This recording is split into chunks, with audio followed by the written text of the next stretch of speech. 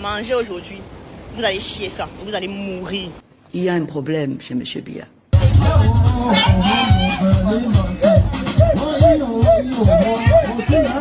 Aucune atteinte à l'ordre public ne sera tolérée.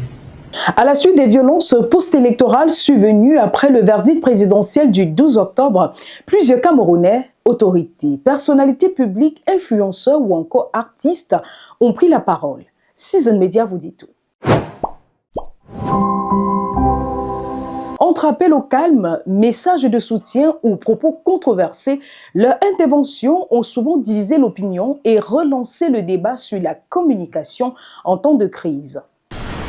La vérité des urnes est claire.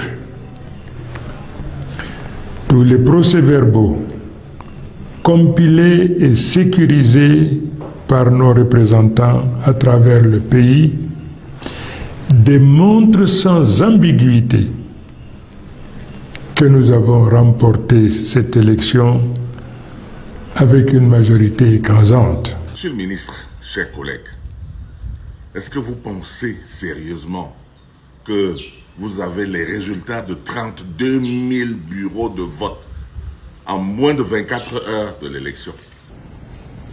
Les services spécialisés rassemblent actuellement tous les messages et vidéos mensongers ainsi que les diverses manipulations véhiculées dans les réseaux sociaux contre l'ordre établi. Chers compatriotes, le dimanche 26 octobre à 15 h, je vous appelle à sortir massivement dans toutes les villes du Cameroun, dans chaque village, chaque quartier, ainsi que dans la diaspora.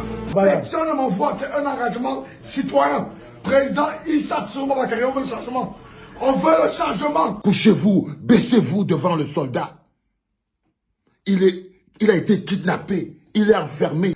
Les tortionnaires au service de Paul Biya essayent de lui faire dire n'importe quoi. Il répond, président Issa Tsouma Bakary. Cette vidéo doit faire le tour du monde. Aucune atteinte à l'ordre public ne sera tolérée. Face à cette cacophonie médiatique, plusieurs spécialistes plaident pour une communication de crise claire, mesurée et apaisante afin d'éviter tout dérapage. On ne communique pas n'importe comment pendant la crise parce que la manière de communiquer peut soit enliser la situation, soit alors la tempérer.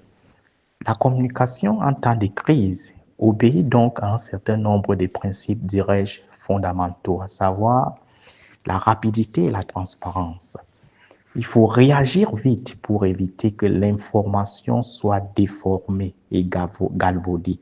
Soyez transparent en partageant les faits connus et les mesures prises. Et également le principe de cohérence.